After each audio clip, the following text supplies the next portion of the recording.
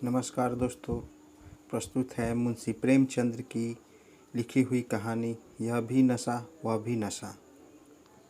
राय साहब पंडित घसीटे लाल की बरामदे में होली के दिन भंग छन रही थी कि सहसा पता चला जिलाधीश मिस्टर बुल आ रहे हैं। बुल साहब बहुत ही मिलनसार आदमी थे और अभी हाल ही में विलायत से आए थे। भारतीय नीति के जिज्ञासु थे। अधिकांश मेले ठेले में जाते थे। शायद इस विषय पर कोई पुस्तक लिख रहे हैं। ये उनकी खबर पाते ही यहाँ बड़ी खलबली मच गई। सब के सब नंग धिरंग मचूरसन बने भंग छान रहे थे।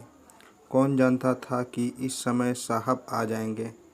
फुर्स से भागे, कोई ऊपर जा छिपा, कोई घर में भागा, मगर बेचारे राय साहब जहाँ के तहाँ बैठे रहे।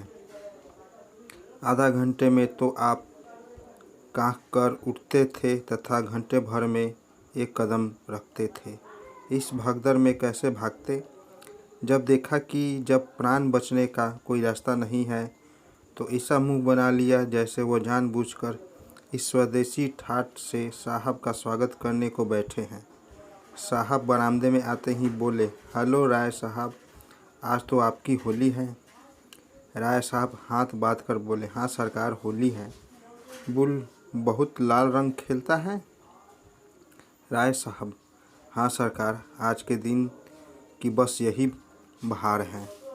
साहब ने पिचकारी उठा ली। सामने मटके में गुलाल घुला रखा था। बुल ने पिचकारी भरकर पंडित जी के मुंह पर छोड़ दी तो पंडित जी नहा उठे।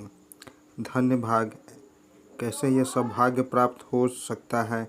वाह रे हकीम, इसे प्रजावत्स कहते हैं। आह, इस समय सेठ जोखनराम होते तो दिखा देता कि यहाँ जिला में अफसर इतनी कृपा करते हैं। बताए जरा आकर कि उन पर किसी गोरे ने पिचकारी छोड़ी है। जिलाधीश का कहना ही क्या, यह पूर्ण तपस्या का फल है और कुछ नहीं। कोई पहले एक सशस्त्र वर्ष तपस्या करे तब यह परम पद प्राप्त कर सकता है। हाथ जोड़कर बोले, धर्मावतार, आज जीवन सफल हो गया। जब सरकार ने होली खेली है तो मुझे भी आज्ञा मिले कि अपने हृदय की अभिलाषा पूरी कर लूं। यह कहकर राय साहब ने गुलाल का एक टिक्का साहब के ललाट पर लगा दिया। बुल, इस बड़े बर्तन में क्या रखा है राय साहब। राय साहब, सरकार, यह भंग है, बहुत ही विधि पूर्वक बनाई गई है हुजूर। बुल, इसके पीने से क्या होता है। राय साहब, हुजूर की आंखें खुल जाएगी, बड़ी विलक्षण चीज़ है सरकार। बुल, फिर तो हम भी पिएगा। राय साहब को लगा मानो स्वर्ग के द्वार खुल गए हैं और वह पुष्पक विमान पर बैठे ऊपर उड़ते चले जा रहे हैं।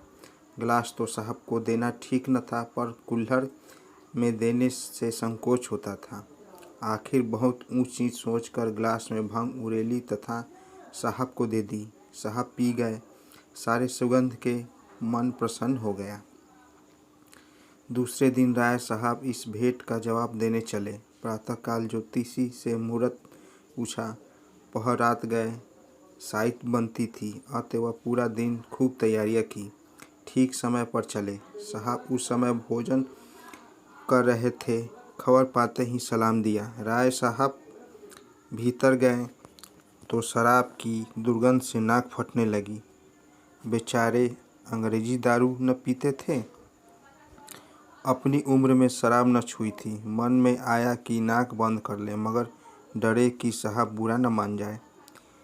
जी मचलता रहा, मगर माँ सांस रोके बैठे हुए थे।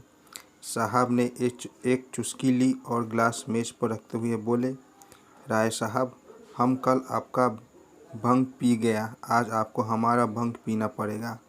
आपका भंग बहुत बढ़िया था, हम बहुत सा खाना खा गया। राय, हुजूर, हम लोग मदिरा को हाथ नहीं लगाते, हमारे शास्त्रों में इसको छूना पाप कहा गया है। बुल हंसकर, नहीं नहीं, आपको पीना पड़ेगा राय साहब। पाप पुण्य कुछ नहीं होता, यह हमारा भंग है, वह आपका भंग है, कोई अंतर नहीं। इसे भी नशा होता है उससे भी नशा होता है। फिर अंतर कैसा? राय साहब, नहीं धर्मावतार, मदिरा को हमारे यहाँ वर्जित माना गया है।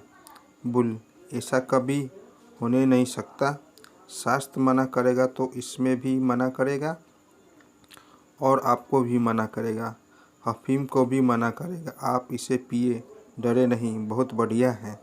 यह कहते हुए साहब ने एक गिलास में शराब उड़ेलकर राय साहब के मुंह में लगा दिया। राय साहब ने मुंह फेर लिया तथा आंखें बंद करके दोनों हाथों से साहब का हाथ हटाने लगे। साहब की समझ में यह न आया था। वह वही समझ रहे थे कि यह भय के मारे नहीं पी रहे हैं। आपको मजबूर हाथों से राय साहब की गर्दन पकड़ी तथा गिलास मुंह की तरफ बढ़ाया। राय साहब को जब क्रोध आ गया, साहब खातिर से सब कुछ कर सकते हैं मगर धर्म नहीं छोड़ सकते। तनिक कठोर स्वर में बोले, हुजूर हम वैष्णव हैं, हम इसे छूना भी पाप समझते हैं। राय साहब सबके आगे कुछ न कह पाए। मारा आवेश के कंठावरोध हो गया। एक क्षण बाद जरा स्वर को संयत करके फिर बोले, हुजूर भंग पवित्र चीज़ है। ऋषि मुनि साधु महात्मा देवता सब इसका सेवन करते हैं। सरकार हमारे यहाँ इसकी बड़ी महिमा लिखी है। कौन सा ऐसा पंडित है जो बूटी न छानता हो, मगर मदिरा का तो सरकार हम नाम लेना भी पाप समझते हैं।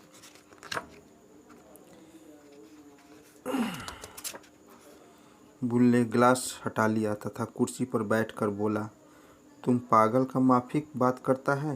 धर्म का किताब बंग और शराब दोनों बुरा कहता है। तुम सिर्फ इसको ठीक नहीं समझता। नशा को इसलिए सारा दुनिया बुरा मानता है कि इसमें आदमी का अकल खत्म हो जाता है।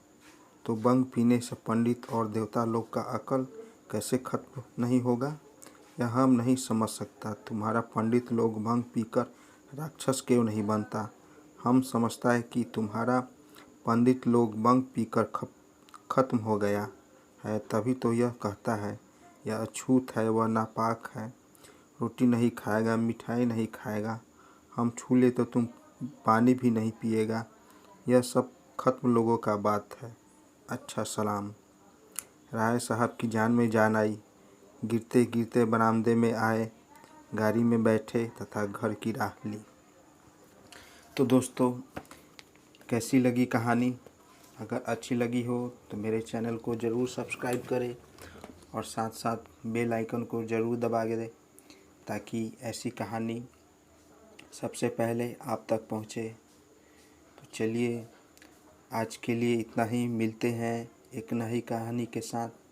तब तक के लिए नमस्कार।